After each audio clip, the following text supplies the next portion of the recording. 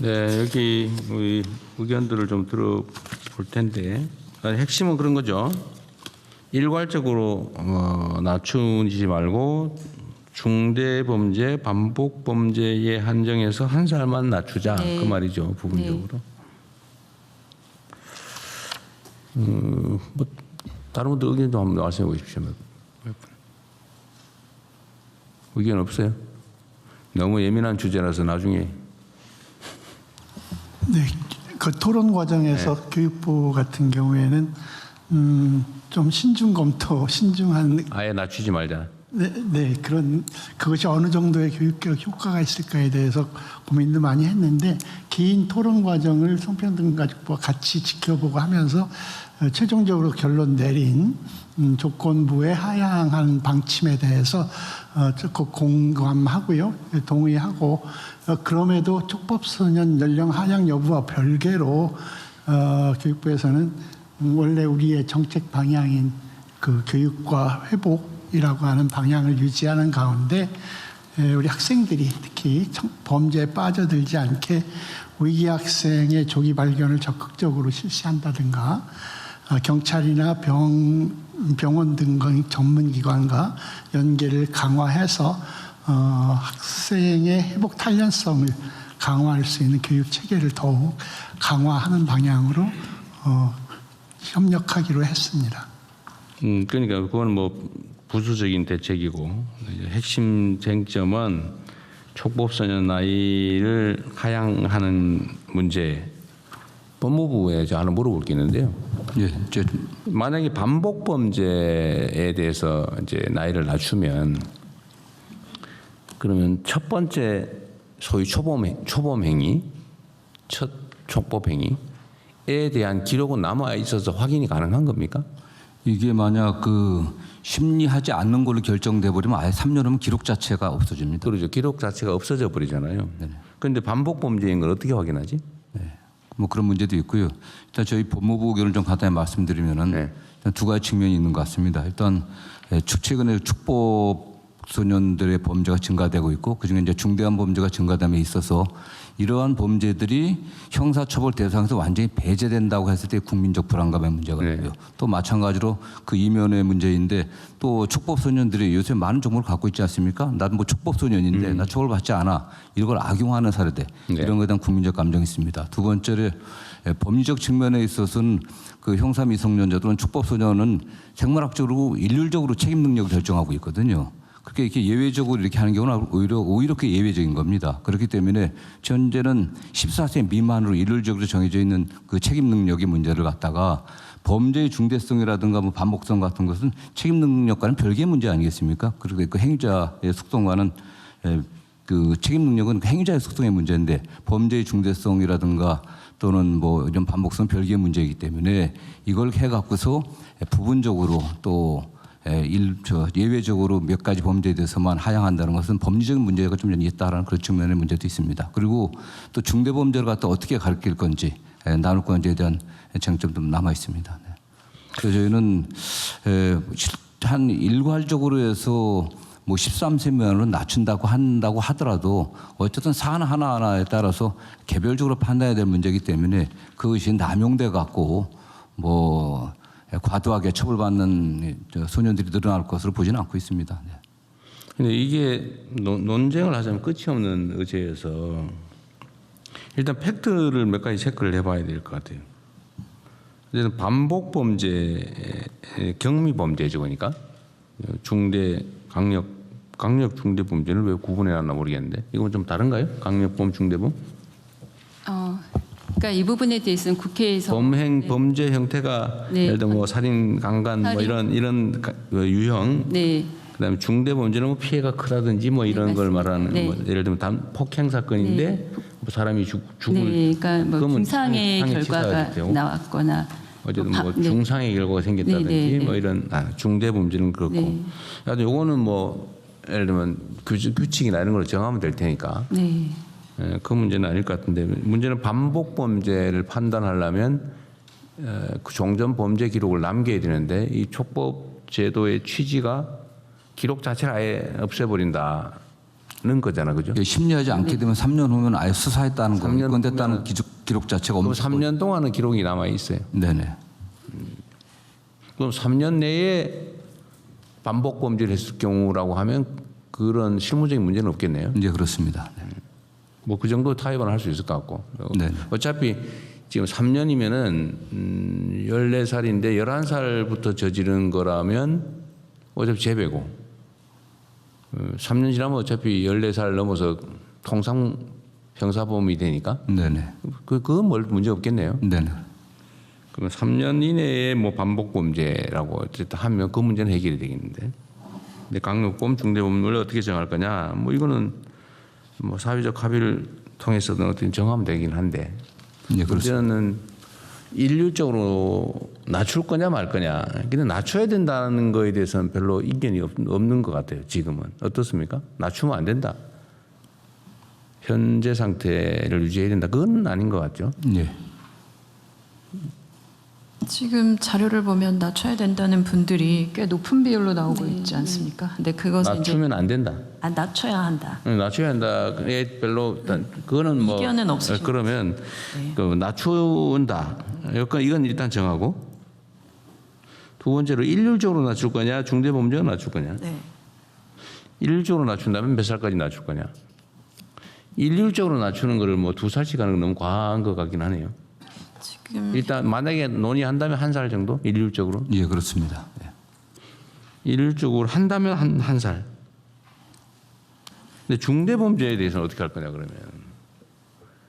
근데 요즘 실제로 저런 거 있지 않나요? 아니 뭐 물론 뭐 언론 보도라고 하는 게 약간 선정성이 있어서 극히 예외적인 경우가 주로 보도되긴 하지만 아까 본부장가 말씀하신 것처럼 나 처벌 안 받아라고 하면서 그 저지르는 장면도 있더라고요. 네. 그런 걸 보면 일정한 경우에는 1살만으로 부족하지 않나요? 예를 들면 12살인데 무슨 살해 행위나 중범죄를 알면서 저지를 수도 있잖아, 그죠? 그럴 경우가 있을 수 네, 있잖아요. 그렇습니다. 네. 네. 그 길을 이용할 수도 있겠고. 근데 지금 수기 과정에서 말씀 주신 것은 네. 중대 반복 그 강력 범죄에 대해서는 13세 그러니까 한 살. 13세라도 예, 그 범죄에 대해서 그거는 일률적으로 낮추지 말고 그냥 얘기는 여기 어쨌든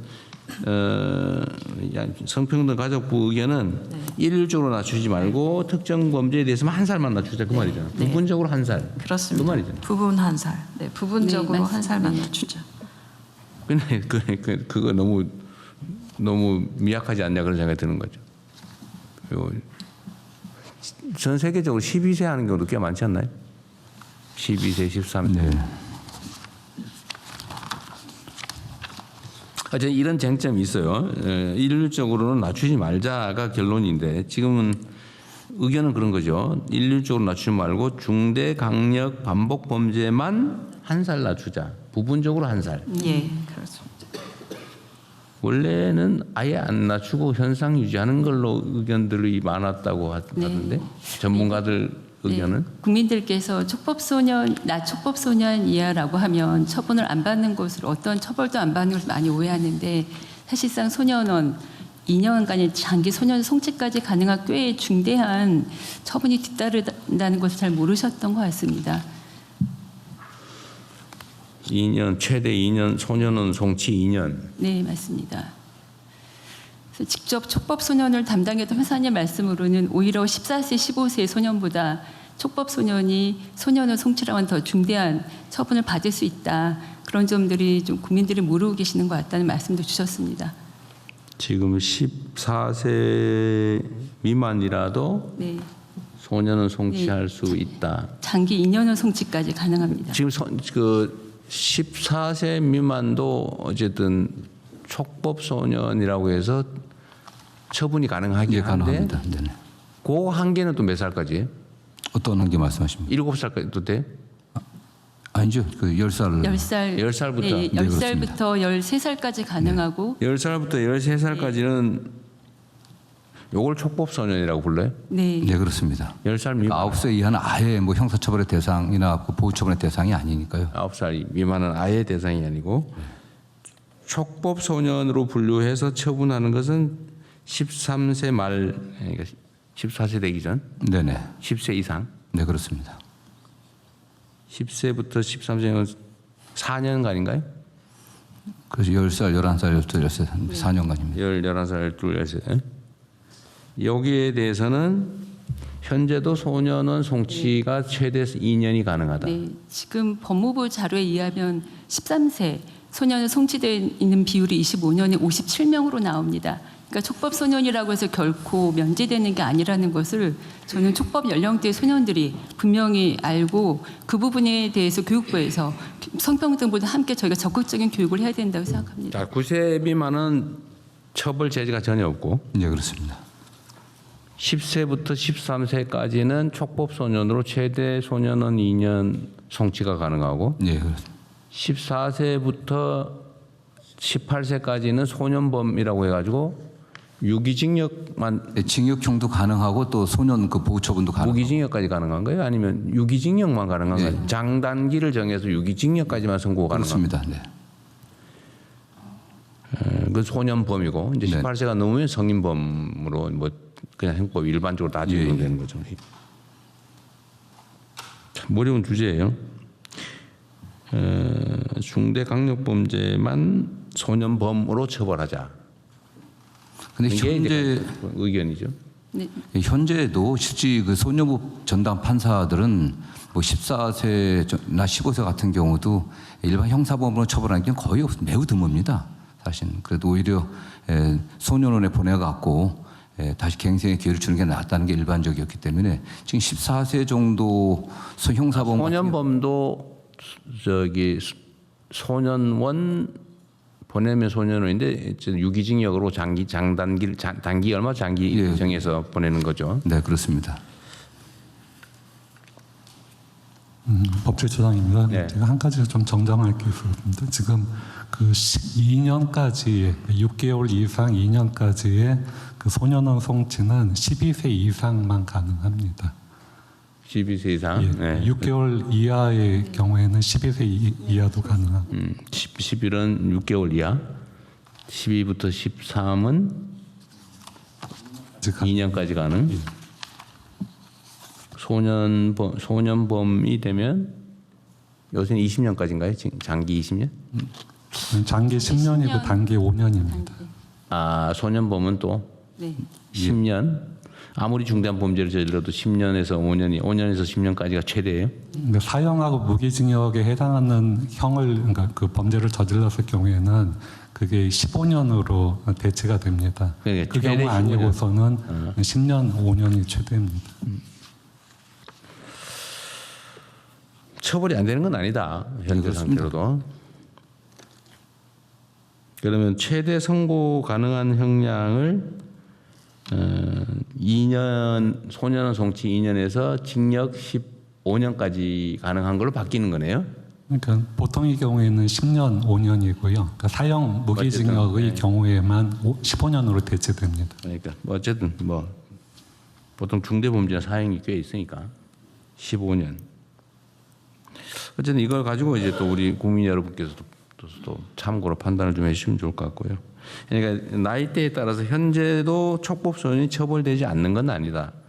다만 2년 소년원 송치 2년이 최대다.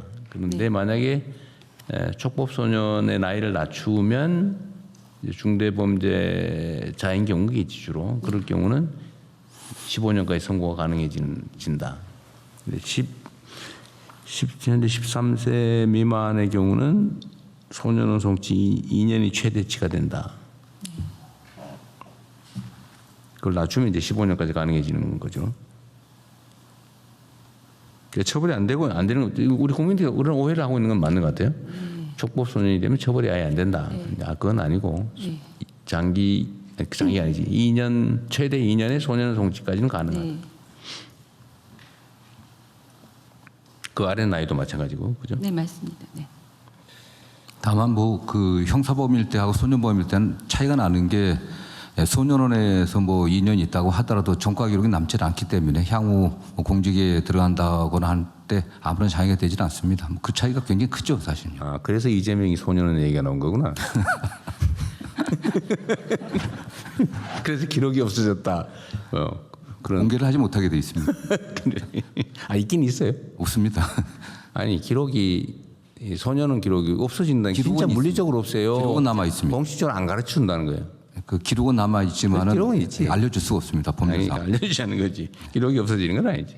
네. 근데 촉법 소년 기록 자체를 없애버린다? 예, 그 축법 연령에 해당하는 아이들이 그 심리하지 않고서 그냥 종교라는 그럴 경우에는 그건 아예 기록 자체를 기록 자체를 없애버린 기록을 안 한다. 있다가 3년이 지나면 3년이 또 없애버립니다. 물리적으로 지원합니까? 지웁니까? 예, 실질적으로 없애버린다고 합니다. 네. 근데 그거 중요하지. 네. 옛날에도 전과 기록이 뭐 몇 년 지나면 없어진다 해놓고는 사실 기록은 다 남겨 있잖아 지금. 근데 전혀 심리하지 않는 비율이 거의 한 뭐 47, 8%, 50% 육박할 겁니다 지금요. 전혀 심리하지 않는 비율이 높게 나오는데 그 이유는 그 소년부 전담 판사님들에 의하면 그 학교 폭력 등으로 학교 안에서 발생한 폭력 등 좀 경미하게 느껴진 경우에 그 심리 불개시나 또 보호 처분하지 않는 결정을 내리시는데 보통 그 외에 일반적인 절도나 폭력 사건은 법원에서 재배행 예방을 위해서 오히려 보호 처분을 강하게 내리는 경향이라고 하십니다. 네, 절도 사건이 많죠. 절도, 폭력 네. 뭐 이런 게 좀 많은 편이고 가끔씩 이제 성범죄, 네네. 네. 심하면 치사에 이르는 범죄도 있긴 있죠. 혹시 연간 살인 사건이나 강도 사건 이런 거는 몇 건 정도? 촉법 소년에 한해서 저희가 확인했을 때 최근 3년간은 없었습니다. 그리고 4년 전에 발생했던 하나의 사건을 직접 담당한 판사님께서 말씀해 주셨는데 유일한 양육자인 고모를 살해한 소년 13세 소년이었는데 그 소년의 정신 조현병이 있어서 오히려 소년 보호 처분으로는 의료 보호 시설로 보내고 이후에 소년은 2년을 보냈다고 합니다. 소년은 2년에 네, 보호 시설. 네, 근데 판사님 말씀으로 만약에 이게 형사 사건으로 됐다면 책임 조각 사유가 되어서 아마 처벌을 받지 않았을 거다는 말씀도 해주셨습니다. 그래서 이런 부분까지 살인 사건은 그랬고 그다음 혹시 네. 강도 사건이나 아니면 네. 집단 폭행 뭐 네. 이런 거는 네 그런 경우에 비율도 꽤 집단 폭행 예를 들면 뭐 흉기 소지 폭행이나 이런 강도 사건은 점차로 줄고 있는 경향입니다. 강도 사건은 꽤 있나 보군요. 네, 강도 사건.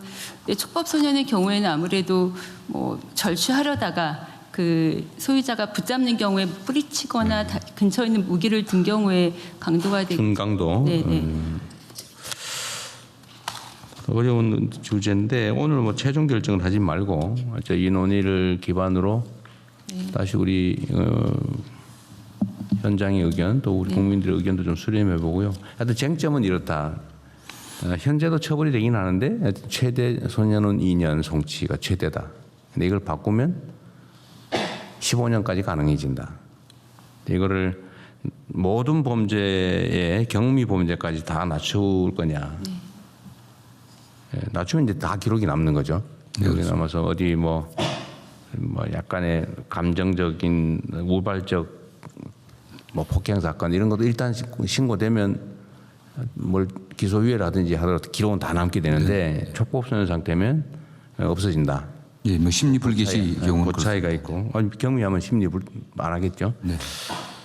그러면은 어쨌든 전체에 대해서 낮출 거냐, 낮춘다면 1년 할 거냐, 2년 할 거냐, 최대가 2년인 것 같고 또 중대 범죄와 반복 범죄, 강력 범죄 요런 경우만 1살 또는 2살 낮출 거냐, 요거 남는 건데 낮추긴 낮춰야 될 것 같고요. 네네. 부분적으로 낮출 거냐, 전면적으로 낮출 거냐, 모두 범죄 낮출 거냐, 1년 낮출 거냐, 2년 낮출 거냐. 요 범위 내에서 다음에 한번 또 토론을 한번 해보고 그 사이에 네. 우리 국민 의견도 한번 수렴을 또 한번 해보시죠. 네. 다양한 방식으로 뭐 이런 조사를 해보든지 아니면 이 얘기를 좀 알게 된 사람들의 의견이 중요하니까요. 뭐 모르고 아예 처벌이 안 된다 이런 생각하는 분들이 있어서 네. 그런 분들은 처벌해야지 네. 이런 생각이 많거든요. 네. 근데 그게 아니고 처벌되는데 더 강화하는 거다. 네. 그런 전제에서 다시 한번 또 의견을 한번 들어보겠습니다. 매우 중요한 예민한 현안이어서요. 오늘은 여기까지 하시죠. 이건. 네, 말씀 주신 것처럼 사실 저희가 드라마를 통해서 보면서 이게 굉장히 많은 사건이라는 생각을 할 때가 있고 또 좀 아예 처벌을 받지 않는다고 좀 오해하고 있거나 이런 부분들이 있는 것 같습니다. 국민들께서도. 그래서 이번 참에 좀 말씀하신 부분들을 잘 정리를 하고 그리고 이 사건들의 내용을 봐도 아주 좀 강도나 강간 이런 사건들의 숫자는 굉장히 적은 숫자이고 물론 좀 가벼운 그런 아까 말씀하신 그런 부분들의 숫자들이 좀 높은 편이라 물론 이것도 굉장히 좀 조정해가야 될 범죄들이긴 하지만 그래서 그런 부분들을 잘 알려서 다시 한번 토론 거치고 그리고 정리해 보도록 하겠습니다.